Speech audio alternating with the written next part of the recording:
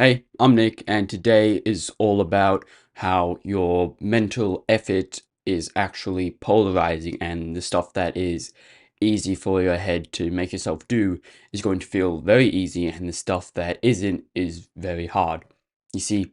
everything that you do takes mental effort. I've mentioned before how it takes energy, and mental effort is part of that. If you have low energy, you have low mental effort. You're not able to keep your head down and get to work on something you don't want to do or that is hard to do. If you have low energy, you're not able to do that as easily. Even stuff that isn't actually about doing something physically, like watching something or consuming content, goes the same way. The stuff that is difficult to understand or difficult to watch means that you need higher energy and higher mental willpower to be able to get through it. And the stuff that's easy to watch and you can just turn off your brain for is very easy to watch through. But now that I've mentioned that, I now want to highlight that it isn't linear. If something feels easy rather than hard, that doesn't mean that it's an exact opposite to the other thing. What I mean is that a hard thing is exponentially harder than an easy thing. Things as simple as doing something monotonous and that takes a lot of time will feel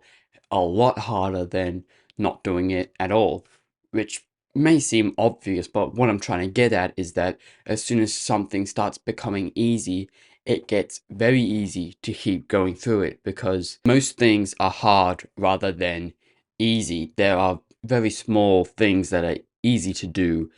that are just as beneficial as the things that are hard to do. And so when something is hard to do, it makes it that much quicker for your brain to start making excuses as to why to stop doing it and move on to something else that your brain finds easier to do and that takes less energy. So now that we understand the actual definitions and the actual fact that a lot of stuff is going to be hard and the stuff that's easy isn't going to be that good for you, I want to highlight the fact that as soon as something starts feeling easy, that you should be aware of it so that you're not wasting your time doing something that feels easy and that you're enjoying doing and actually reflecting on whether or not it's actually helping you, as it's very, very easy to in be it's very easy to be enjoying something, and as soon as you get a hint of this may not be the best way to go about whatever I'm doing, more than likely the fact that it's easy and that your brain is enjoying it is going to push that away in favor of continuing doing the easy thing.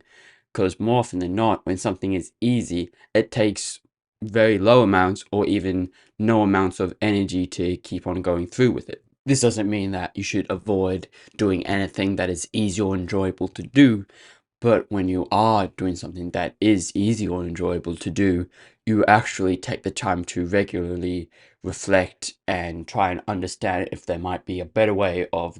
going about it in case your brain is making up excuses to keep on going with it because it likes and enjoys the easiness of it. And in a similar way, you should be embracing the difficult and hard to do things because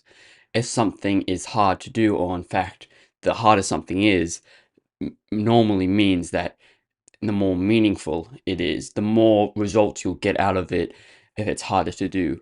But this also means that you do still need to reflect on yourself to find out if you're just toughing it out for the sake of toughing it out, and there may be a more optimized way of going about it so that you're actually getting more results out of the effort and struggle that you're putting into the hard thing, which is a good thing in general, but will be wasted potential if not used properly. So yeah, I hope that view on mental strain has helped you understand that easy things are not always the best for you and that you should be aware of when it gets too easy or even when it gets too hard and try and optimize and find tactics to do that actually bring you in the results that you want.